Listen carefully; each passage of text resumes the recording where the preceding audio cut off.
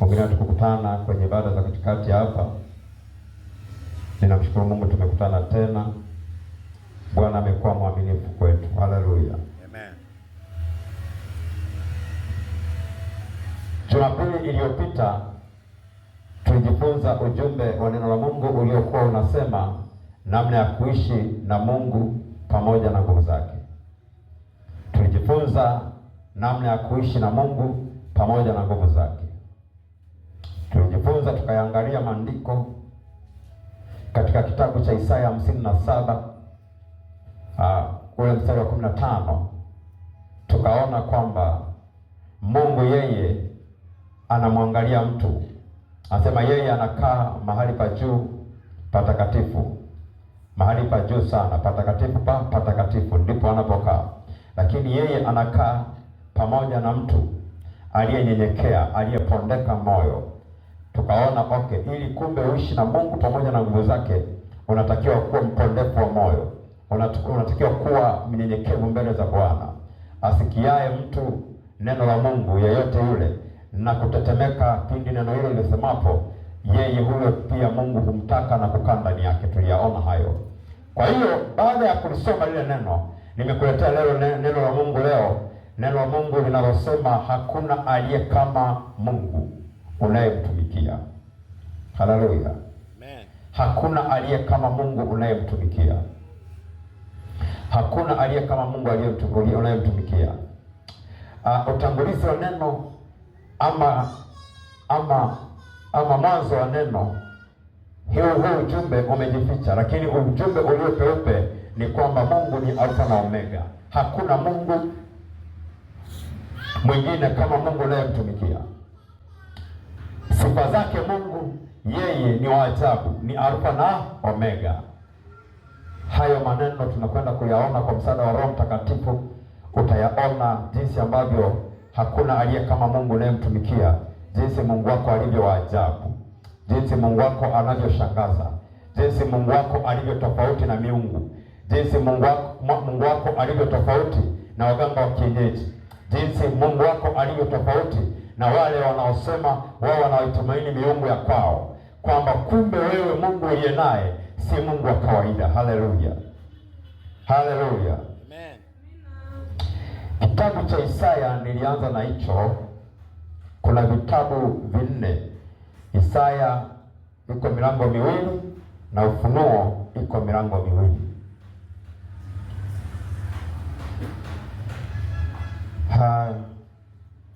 Angalia kwa Isaya. Isaya, neno la Mungu lililopo katika kitabu cha Isaya mwana wa Amos, nabii Isaya mwana wa Amos, mlango wa 44 ule mstari wa 6. 44 mstari wa 6. Biblia inasema Bwana mfalme wa Israeli mkombozi wako, Bwana mfalme wa Israeli mkombozi wako, Bwana wa majeshi asema hivi, mimi ni wa kwanza na mimi ni wa mwisho, zaidi yangu mimi hapana Mungu. Haleluya. Amen. Huo ni mstari wa kwanza. Anasema Bwana mfalme. Nisikilize vizuri, umsikilize Mungu wako alivyo. Mara nyingi tunaangushwa, tunapepetwa, tunayumbishwa kwenye imani, si kwa sababu hatuabudu, ila kwa sababu hatumjui Mungu. Tunatembea na Mungu tusiyemjua. Kipindi cha kina Paulo wanahubiri Injili, walifika eneo moja, walizikuta madhabahu zimeandikwa kwa Mungu asiyejulikana. Wao wakasema tumemleta Mungu anayejulikana. Haleluya. Kwa hiyo kuna wakati unaweza kuwa na Mungu asiyejulikana. Nataka nikupandie Mungu anayejulikana, ambaye wewe unamjua na watu watamjua. Bwana mfalme wa Israeli mkombozi wako.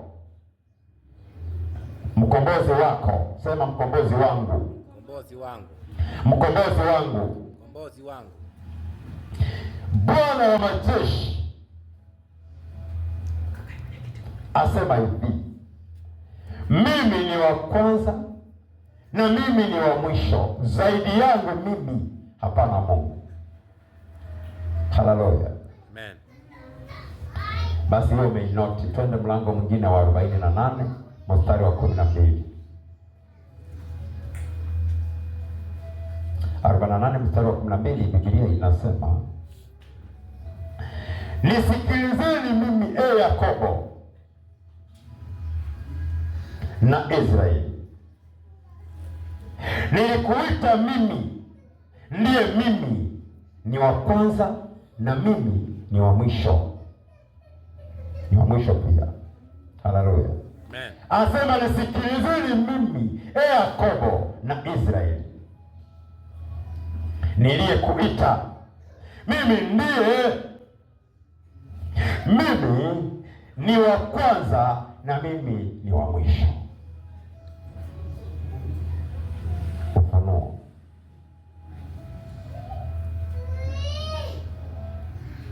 Ufunuo 1 mlango wa kwanza na mstari wa 8. Wa kwanza mstari wa 8. Mimi ni Alfa na Omega, mwanzo na mwisho, asema Bwana Mungu aliyeko na aliyekuweko na atakaye kuja, Mwenyezi. Mimi ni Alfa na Omega, mwanzo na mwisho, asema Bwana Mungu aliyeko na atakayekuweko na atakayekuja, Mwenyezi. Yohana anaandika ufunuo huo. Twende Ufunuo 22 mstari wa 13. 22:13, Biblia inasema, mimi ni Alfa na Omega, mwanzo na wa mwisho, wa kwanza na wa mwisho. Haleluya. Nilikuwa nazisema sifa za Mungu wako unayemtumikia. Haleluya. Amen. Hakuna Mungu aliye kama Mungu unayemtumikia. Sema amen. Amen. Nimesoma Isaya ile ya kwanza 44 ule mstari wa 6. Anasema mimi ndiye. Bwana anajitambulisha, yeye ndiye Mungu wako.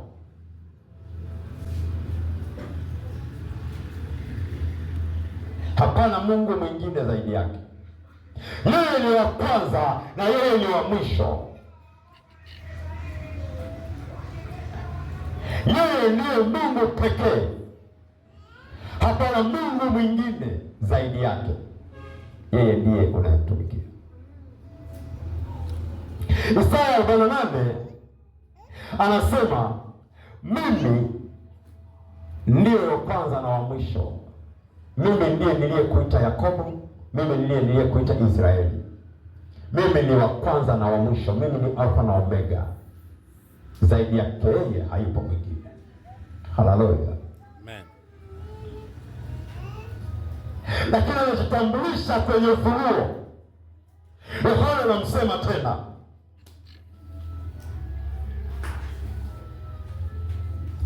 mimi ni Alfa na Omega, wa kwanza na wa mwisho. Zaidi yangu hayupo mwingine.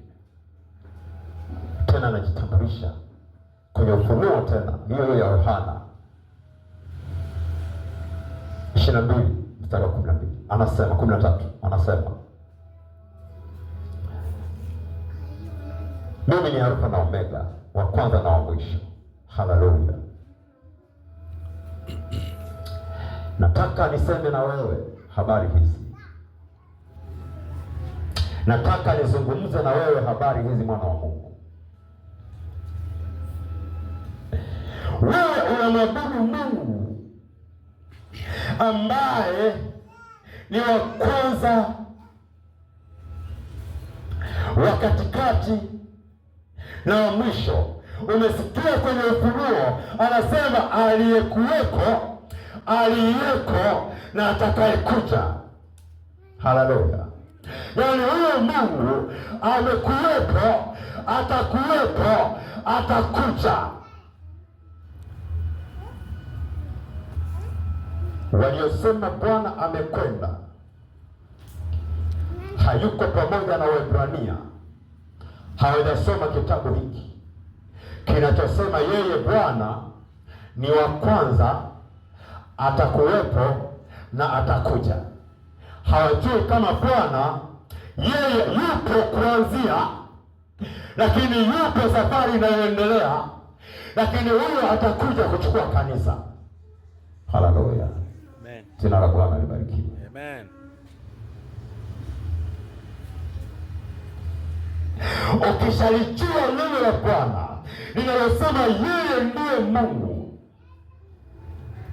wa Israeli, Mungu wako amekuita, asema mimi ni Mungu wako. Yeye ni Bwana Mungu wako, asema Bwana wa majeshi. Hakuna Mungu aliye kama Mungu unayemtumikia. Yeye ni wa kwanza, yeye ni wa mwisho. Haleluya. Haleluya. Haleluya. Haleluya.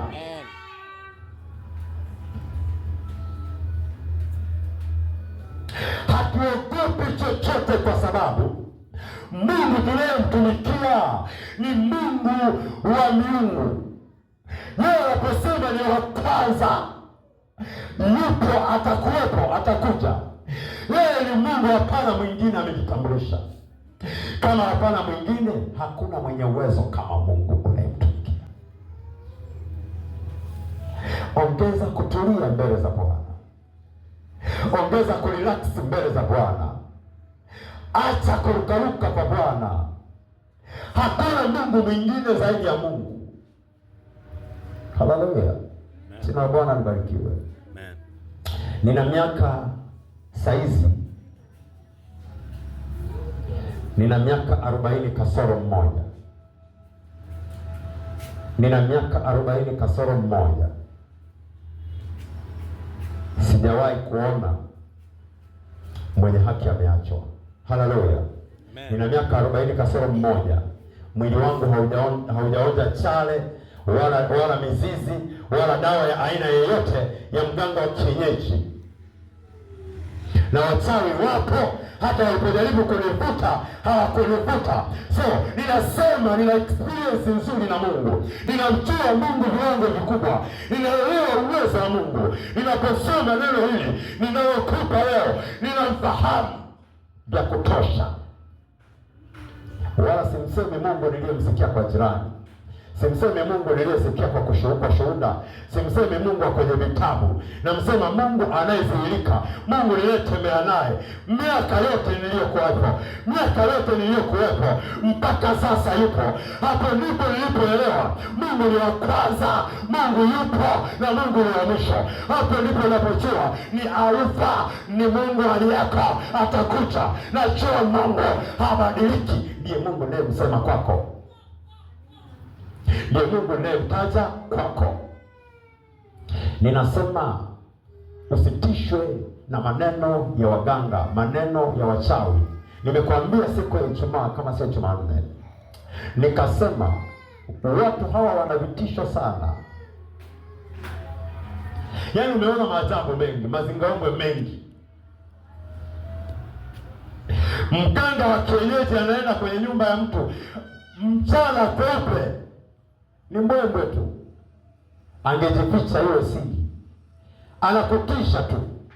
Yaani wewe jirani wako, yaani ili waanze kumwogopa, anakuonyesha jinsi ambavyo ana waganga wa kienyeji. Asubuhi naomba, nilisimama hapa naendelea naomba, nikaona mapaka mawili hayo yaani yameanza kugombana hapa. Sio ndoto live. Nikasema hivi ni vitisho tu.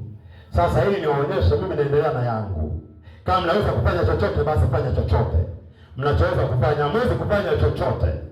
Mmeingia mmenikuta niko hivi nilivyo, mtaniacha niko hivi nilivyo. Kwa hiyo hawa watu wana vitisho. Unasikia mwenzako anakuambia, wewe biashara yako huwezi kufanya bila mganga wa kienyeji, huwezi kwenda hivi hivi. Haya ndio maneno ya vitisho. Mungu unayemtumikia ni Mungu, hapana Mungu mwingine. Haleluya, jina la Bwana libarikiwe sana. Mungu unayemtumikia sio Mungu wa kurabudisha. Hatubahatishi kumwabudu Mungu. Hatubahatishi, hatusemi propaganda kuhusu Mungu. Mungu yeye yupo wakati unazaliwa. Mungu yeye yupo kwenye maisha yako. Yeye Mungu atakuja tena akuchukue.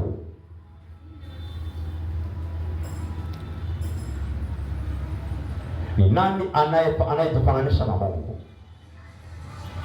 Mganga wa kienyeji hakuwepo wakati wa mimba ya mama yako kutungwa, wala hakuhusika kutunga mimba ya mama yako. Hata wewe ukatokea mganga wa kienyeji, wala hakukuzalisha wewe ukatoka salama. Hata kama wamekushuhudia wakasema ni mganga fulani alisaidia, ni mkunga fulani, Bwana tulifunga tumbo, hakuna anayeweza kulifungua. Ndio maana leo wapo wagumba, hayupo kufungua. Mungu peke yake ndiye anaweza kumeki kitoto ndani ya tumbo la mgumba. Mgumba akazaa, lakini sio mganga wa kienyeji. Huyo Mungu ndiye ninayemsema ya kwamba yeye ndiye aliyehusika namba moja. Wewe ukatokea. Alikuwa anaweza Mungu kuzima ndoto yako, kuzima usiwepo. Ukiwa mimba ikatoka mimba, wala mganga wa kienyeji asikusaidie chochote, wala mchawi asikusaidie chochote. Ninakwambia aliyekufanya upo ndiye atakayefanya, naye ndiye aliyekufanya unatembea upo. Yeye ndiye atakayefanya uwepo kesho. Haleluya. Amen. Haleluya. Hivi unanielewa? Ninaona kama unanishangaa hivi. Yaani kama anasema ya kwangu hivi. Nasema hivi, Mungu aliyefanya upo, yeye Mungu ndiye atakayeshughulikia maisha yako.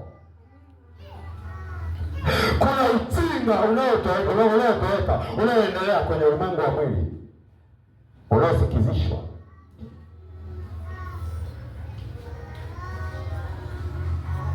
Ulipokuwa ulianza biashara yako katika udogo, umeanza kukua kiuchumi. Unasikia mtu anakwambia huwezi bila mganga wa kienyeji. Hiyo biashara wanakuzunguka, hiyo biashara sio wanakufanya nini, tukupeleke kwa mtaalamu. Hayupo mtaalamu zaidi ya huyo Mungu unayemtumikia, niliyekusomea habari zake, huyo wa kwanza na wa mwisho. Yaani jaribu lako, tafsiri ya wa kwanza na wa mwisho ni hii: wewe Bwana akishindwa, yaani yeye kama hajafanya kwako, saini kifo. Mwambie Bwana, roho yangu naileta kwako. Mwambie Bwana, ninakukabidhi roho yangu sasa, naiweka kwako sasa, naenda kufa. Yaani wewe mwambie Bwana, sasa naenda kufa kwa sababu hayupo kunisaidia. Yaani Bwana akinyamaza, hala amenyamaza hivi, asikwambie mtu kuna mbadala. Yeye ni wa kwanza na wa mwisho. Ngoma ukiona imedunda, wewe saini tu kufa. Na unaposaini kufa na utakufa, Bwana anatokea mara na kusaidia. Na yeye unayetaka kujipigania, I say, ndio unayekuta kumbe hakuna msaada. Haleluya, haleluya. Amen.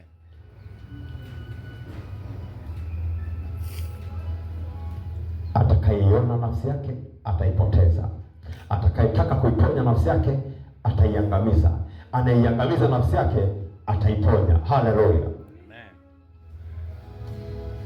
Wewe unayesema ninaye Mungu mmoja, yeye wa kwanza na wa mwisho, nguvu zake hakuna mwenye nguvu kama zake. Huyu Mungu utasimama kwake, iwe jua iwe mvua, uwe ugonjwa iwe uzima, sitamwacha kwa sababu sina msaada. I say, huyo ndiye atakayekutetea. huyo ndiye atakaye kupigania. Hakuna Mungu mwingine zaidi ya Mungu unayemtumikia. Kuna eneo lingine anasema kabla yake hakuwepo Mungu na baada yake hata kuwepo Mungu. Maana yake ni kwamba kabla yeye hujamjua wewe, hakuna Mungu aliyekusaidia, na baada ya Mungu hayupo anayeweza kutokea. Haleluya! Mungu unayemtumikia ni Mungu asiye na kaimu, ni Mungu asiye na msaidizi, ni Mungu ambaye kiti chake wote wanakiogopa. Hakuna malaika, hakuna nani. Mungu unayemtumikia nafasi yake hakuna anayeweza kukaa. Yaani kama wafalme wa nchi, kwamba kutoka rais atakaa makao, kiongozi yote akitoka huyo anakaa, huyo anakaa. Kiti cha Mungu hakikaimishwi. Kiti cha Mungu ni Mungu peke yake. Ndipo utakapoelewa kwamba show ya Mungu hakuna anayeweza, vita yako hakuna anayeweza kukupigania.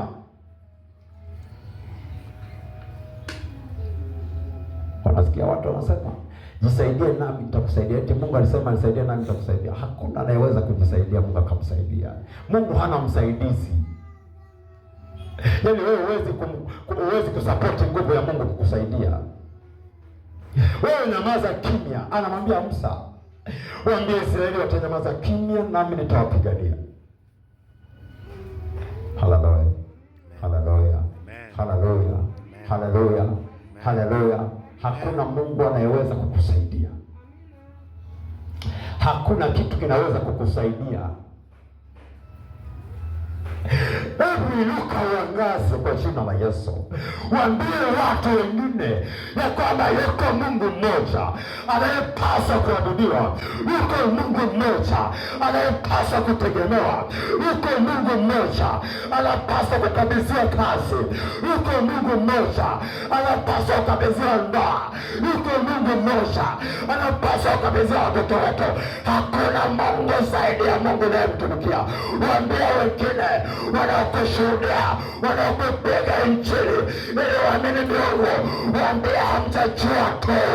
Yuko Mungu mmoja, zaidi yake hayuko mwingine. Yuko Mungu mmoja ambaye yeye ni Alfa na Omega, yeye ni wa kwanza, atakuwako, atakuja. Hakuna Mungu zaidi yake. Huyo ndiye Mungu anayemtumaini, ndiye Mungu anayenitetea, atanipigania leo, kesho na hata kesho kutwa. Atanitetea niwapo mzima, atanitetea nikiwa nimekufa. Kaburi langu litalindwa mpaka siku ya ufufuo. Waambie yuko Bwana asiyemwacha mtoto wake wakati wa shida, asiyemwacha wakati wa raha. Huyo ndiye Bwana anayemtumikia. Waambie wengine yeye ni wa kwanza, yeye ni wa mwisho. Sitamwacha, nitakuwa naye kwa sababu ni Mungu asiyeshindwa. Waambie watu wengine wamjue Mungu wako. Wanapokuja kukubadilisha, wabadilishwe. Wanapokuja kukuhubiria, wahubiriwe. Wanapokuja kukuvuta, ukawavuta kwa nguvu ya Bwana wa majeshi iliyo ndani yako.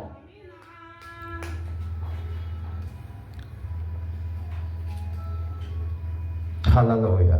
Amen. Haleluya. Amen. Naona uchovu, yani mimi nahubiri, yeye ndio mnachoka zaidi. Amina. Yani naona ndo, yani mnaona kama sielewi sasa mimi kwamba kinachowachosha ni nini, yani kinachowanyong'onyeza ni nini. Niliwaambia siku moja, ibada ni maandalizi, na kupokea nguvu ya Mungu ni maandalizi. Yaani kama wako tayari kupokea nguvu ya Mungu, ngoja niwaambie. Unaiona kwa nini mic, kwa nini speaker? Wewe hapa ungenisikia bila speaker na ungepokea kitu chako bila speaker. Hii ni kwa ajili ya uliyepo ndani na aliyeko nje. Kwa hiyo wewe ukizubaa, Utasikia kuna mtu anakushuhudia nje, anasema siku moja nilisikia mchungaji wa pale anaposema habari hizi, nilipokea nguvu mpya, nilikuwa nimerudi nyuma nikaanza tena. Alafu wewe ndio kwanza uko pale pale. Changamka. Haleluya. Changamka. Mungu anayemsema sio Mungu wa kawaida. Sema kwa jina la Yesu. Kwa jina la Yesu. Kwa jina la Yesu. Kwa jina la Yesu. Napokea nguvu. Napokea nguvu ya kubeba neno la Bwana. Kubeba neno la Bwana. Napokea nguvu. Napokea nguvu ya kushika neno la Bwana. Kushika neno la Bwana. Napokea nguvu. Napokea nguvu ya kupokea. Ya kupokea. Ya kupokea. Pokea neno la Bwana. Neno la Bwana. Neno litokalo kwa Bwana. Neno litokalo kwa Bwana. Kwa sababu ni nguvu. Yaani kama una nguvu, ili neno hawezi kulipokea. Kuna mtu mmoja aliwahi kuniambia, mtoto yule. Kuna mtu mmoja amewahi kuniambia,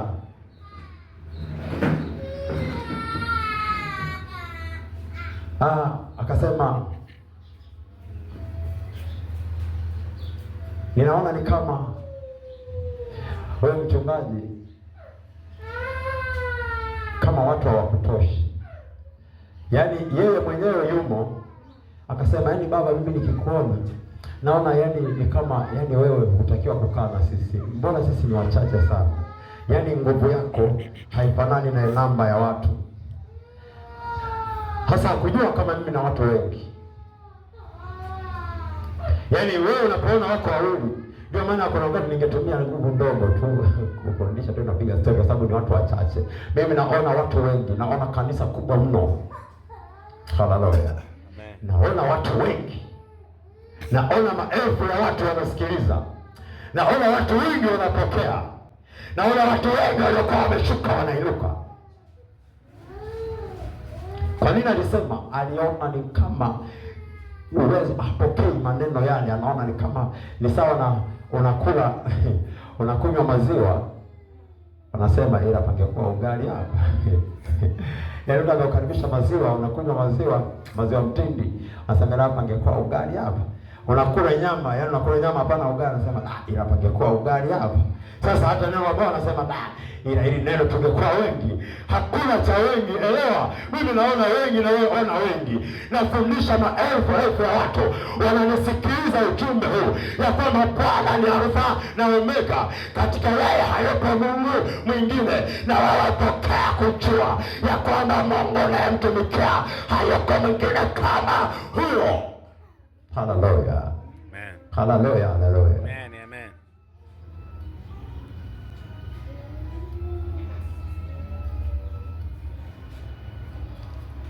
Bwana akupe nguvu. Bwana akupe nguvu. Utembee katika ushindi. Mimi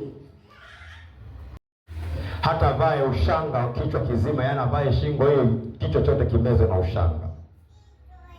Hata vae ushanga miguu na mikononi, yani hata tishe vipi. Sijawahi kuona kama ana kitu chochote cha kunitisha. Haina maana kwamba hawezi kuroga, ila ina maana kwamba kwangu mimi hapana. Ila naweza kuroga, ila sio mimi. Wakati nasema neno la Bwana ni Warumi kama sijakosea, anasema sio sisi tunaoishi,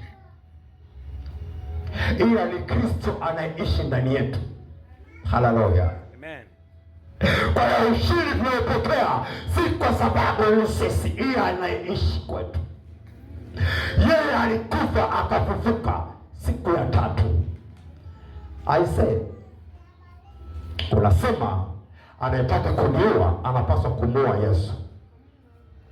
Yesu akikata roho mara ya pili, na mimi nakata roho. Lakini kama yuko hai, nitakuwa hai. Wanaotaka kufunga safari yangu wanatakiwa kunichomoa ndani ya Yesu. Haleluya. Amen. Na wewe leo anayetaka kuzuia safari yako ya aina yoyote ya mafanikio yako, aisee, akutoe kwanza ndani ya Yesu, akunyang'anye kwanza neno hili ninalokupandia leo. Na neno hili halitatoka kwako mpaka kifo chako, na kama si kifo mpaka Yesu amekuja. Hili neno litakaa kwako, hakuna atakayelizuia. Hili neno ni moto, hili neno ni moto, na lipanda ndani yako, litakuwa moto uwakao milele yote. Mifupa yako itakuwa moto, itakuwa na nguvu ya neno la Bwana. Elisha akiwa angali amekufa, neno lake lilikuwa linaishi kwenye mifupa. Hata walipopita na maiti kwenye kaburi la Elisha, ile maiti ilipogusa mifupa ya Elisha ikafufuka. Kichomwinua yule mfu, kichomwinua yule maiti sio Elisha, ila ni neno lililokuwa kwenye mifupa. Nami napanda neno la Bwana ndani ya mifupa yako. Hata uchapo umelala, mifupa inaishi, nguvu ya Bwana inatembea. Umelala usingizi, neno la Bwana halilali. Anataka kukugusa, anagusa neno la Bwana. Anataka kugusa kazi yako, anagusa neno la Bwana, kwa sababu neno la Bwana lina nguvu. Hili ndio nalokupandia. Nasema neno la Bwana hili ya kwamba Yesu yeye ndiye wa kwanza, yupo, atakuwapo. Yeye atakaa na wewe siku zote. Umelala, atakuwa na wewe. Umeketi, yuko na wewe. Unatembea, yuko na wewe. Ukisoma Ufunuo anasema niko mlangoni nabisha, mtu akisikia akafungua mlango wangu, mimi na Baba yangu tutafanya makao kwake. Atakuwa nami, nitakuwa na yeye. Atalala na mimi, nitalala na yeye. Atatembea nami, nitatembea naye. Ataketi nami, nitaketi naye. Si wewe utakayeshinda, bali Bwana atakupigania. Katika jina la Bwana pokea upako wa kupiganiwa kwa jina la Yesu. Yuko Bwana Alfa na Omega. Nani afanane na Mungu wako? Wanaposema huwezi kufanikiwa, nenda utafanikiwa. Ninakupandia kutoamini sauti nyingine yoyote, ukaiamini siku sauti ya Bwana tu. Neno hili ukatembee nao kila mahali. Wanapokusikizisha maneno ya nguvu za wachawi, ukasikie neno hili linasema, nani aliye kama Bwana? Huyu aliye ndani yako. Wewe nenda tu, wewe nenda tu. Wanakurudisha, wanasema hutafika mahali kule kuna wachawi. Wewe ukaende tu, wewe nenda mbele kwa jina la Yesu. Haleluya. Hii ni silaha anaitumia adui kukunyong'onyeza, kwa kukutisha. Anasema hutaweza hii kazi, anasema hutaweza biashara hii, anasema hutafanikiwa, kwa sababu sio hutaweza kwa sababu ya eneo likoje, ila kwa sababu pana wachawi. Kwa sababu hapa pana wachawi, pana Chumaulete. Chumaulete sio type yetu, Chumaulete sio umri wetu sisi. Haleluya. Amen. Yaani wewe ukipokea hili neno, Chumaulete sio umri wako. Wewe unataka jambazi wa upanga, Chumaulete ajichanganya, apita rohoni msikona, atakutana na mzee wa siku. Mimi naogopa majambazi waliokuja na mapanga, wanakuja na manondo usiku, wanakuja na bunduki. Hii vita ya mwilini ndio naanza kuisoma vizuri kwamba hivi itakuwaje. Ajichanganye Chumaulete. Nimwogope mimi anayekuja kwa roho huyu, huku ambako mimi ni hodari, ambako Bwana amenipa silaha zote, amenipa kila kitu. Kinga ninayo, nina chapeo ya wokovu, nina ngao ya uzima, nina ngao, nina imani, nina kila kitu kipo katika ulimwengu wa roho. Ajichanganye Chumaulete, apita ende kwa siri. I say ajichanganye, eti anipe pesa yake, eti hiyo pesa ndio ianze kuvuta za kwangu. Ajichanganye, za kwake zote zitakuja kwangu. Sema napokea nguvu. Pokea nguvu. Kila anayeleta fedha zake kwenye mikono yangu, ili zivute za kwangu, ninajiunganisha na upako, upako wa kuvuta. Zinapotaka kuvuta zangu, nikavuta za kwao. zikavutwe za kwao, zikavutwe za kwao, kwa jina la Yesu. Niliwaambia ninaposema haya, sema kwa nguvu. Usiseme kama na wewe umefunga chuma ulete. Yaani wewe hujafunga chuma ulete. Kama umefunga basi hapo imekukata, kwa sababu ndio basi tena. Haleluya. Kwa kama hujafunga unasema unakuwa kama wale ambao akili zao haziwatoshi vizuri. Eti amezuia chuma uleta, ameweka mkaa, amechanganya na hela. Akili zake hazimtoshi sawa. Yaani huyu hazimtoshi akili. Yaani huyu ni ufahamu wa kawaida, wala hahitaji kusoma neno. Ni akili ya kawaida tu, wala hahitaji aje hapa afundishwe neno kwanza. Huyu anatakiwa ajitambue au anaelewa kwamba chuma uleta hawezi kuzuiwa na mkaa wa kuokota njiani. Mkaa na wenyewe hajapewa na mganga wa kienyeji, wala hajachukua kuzimu. Yaani mkaa ameenda ameokota kwa muuza mkaa. Amebeba toka nyumbani kwake aliyonunua 500, amenunua 1500. Ndio amebeba kapunje. Bora angebeba sulfate lote la mkaa, tungesema kidogo anataka kufanana na yule anayemroga. Yaani mkaa ambao wala hajagharamia chochote, kapunje kamkaa. Wao wanafanya masiara nini? Huyu tunaoleta tunasema sio tepu yetu, usifanye mchezo. Huyu tunaoleta kanunuliwa kwa damu ya mtu. Huyu tunaoleta chakula chake ni damu ya watu. Huyu chakula chake ni damu ya watu. Wenzako utoa sadaka kila katikati ya mwaka, kila mwisho wa mwaka na mwanzo wa mwaka. Yeye humtolea sadaka ya watu. Wewe ndio unamwekea mkaa. Utaweka mkaa ndo atakuja kubeba zote.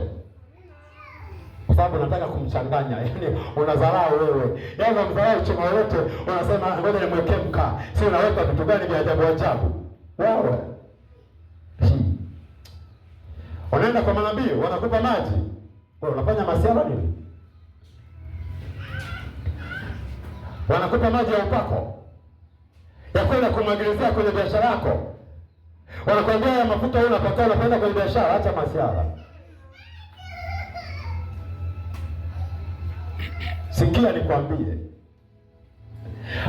Ananisikia anaweza kusema hebu haelewi tu. Upako wa nabii, upako wa apostol. Hajui tu mafuta ya upako. Ninayajua mafuta ya upako, lakini pia namjua Yesu. Ninaelewa upako ni neno la Bwana linalokupandia. Ukiwa na upako wa neno la Bwana, huyu upako utakuchunga wewe. Huyu upako utalinda kazi yako. Huyu upako utasecure kila kitu. Huyu upako utakulinda wewe pamoja na mali zako. Upako wa Roho Mtakatifu ukae ndani yako, sio upako kukaa kwenye kichupa. Asikudanganya mtu. Ile ni biashara ya mtu. Huyo ni mganga wa kienyeji kama waganga wengine. Ninaposema waganga wa kienyeji, nisipomsema nabii, maana yake na hili neno la kinabii, hili ni neno la kwenye Biblia. Lakini mganga wa kienyeji ni jina la huko nje. Ukishinda kusema nabii, mwite mganga. Kwa Biblia imetumia nabii na mwonaji. Lakini huko kwa waganga pia kuna mganga wa kienyeji na mwonaji pia. Anasema katika Isaya, anasema mtakapotafuta habari, msiende kutafuta habari kwa wachawi, wala waonaji, wala waganga wa kienyeji, wala wanajimu, wala wasoma nyota. Sasa yule anayekupa upako haiko tofauti na aliyempa ilizi yule. Sasa vinakutana. Wewe umekwenda, nitakuuzia mafuta 50,000. Nitakuuzia maji ya upako 100,000. Mwenzako ndio hicho nimekwambia wewe, hasa acha masiara. Acha masiara. Haleluya. Amen. Ninakupandia neno. Yaani hili neno likikaa ndani yako haliishi. Mafuta ya Roho Mtakatifu ndio ninayokupandia. Hayaishaji. Wewe kila unapoamka asubuhi unasema Bwana, ninaamka ninakushukuru kwa kuwa umeniamsha. Ninajikabidhi mimi na kazi zangu mikononi mwako. Mikono yangu naitakasa kwa damu yako. Ninaikabidhi mikono hii inayokwenda kupokea fedha na kutoa fedha. Kila fedha itakayoingia kwenye mikono yangu ninaimiliki na kuitawala. Ninatameta isitoke. Kila roho ya kupita ikakwame. Anayekusaidia kuomba na kutenda ni Roho Mtakatifu. Ni neno la Bwana ninalokupa. Haleluya. Amen. Haleluya, haleluya. Amen. Jina la Bwana libarikiwe. Amen. Jina la Bwana libarikiwe. Amen. Sema Bwana Yesu. Bwana Yesu. Nimesikia neno lako. Simama kwa ulipo. Nimesikia neno lako uliosema nami. Nimekusikia. Nimeamini. Hakuna jina lingine, hakuna jina lingine liwezalo kunisaidia. Ni wewe peke yako uliye wa kwanza kwangu, uliye wa mwisho kwangu. Wewe unaishi ndani yangu. Nimekusikia kusema kupitia mtumishi wako, kwa kinywa cha mtumishi wako. Ninajiunganisha na mafunuo ya neno lako hili. Ninajiunganisha na upako wa madhabahu yako, upako wa Roho Mtakatifu.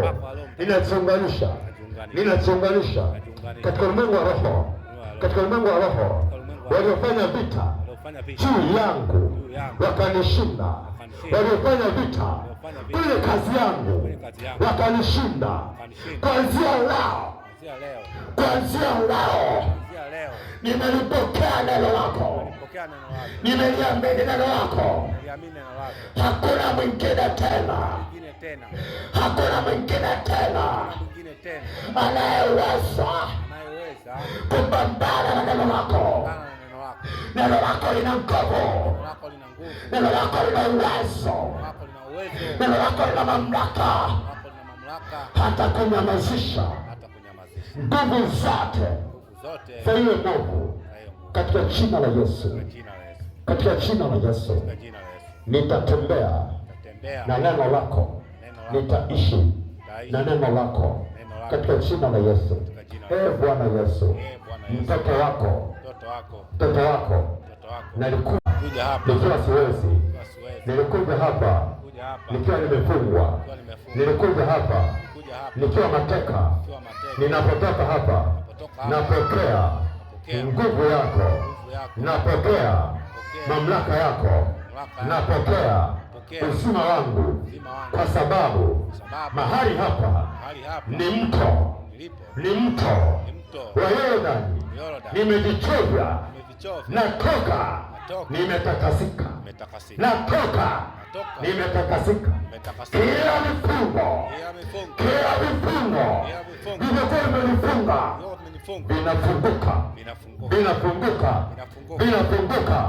vinafunguka kwa jina la Yesu. Kifungo toka, niachie. Ni magonjwa, toka, niachie.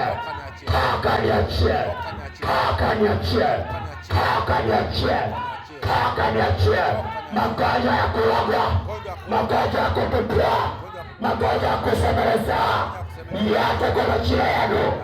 Toka, niachie. Enyi pepo wachafu, toka, achia.